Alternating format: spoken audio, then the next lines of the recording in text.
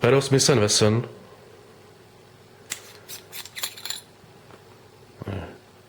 Na závit.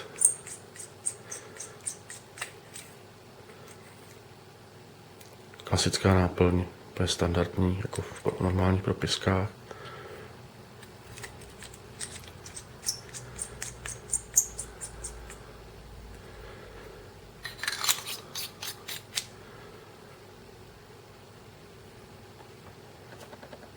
Určitě ošklivá zbraň, ten hrot je tady zrovna takovej ostrej.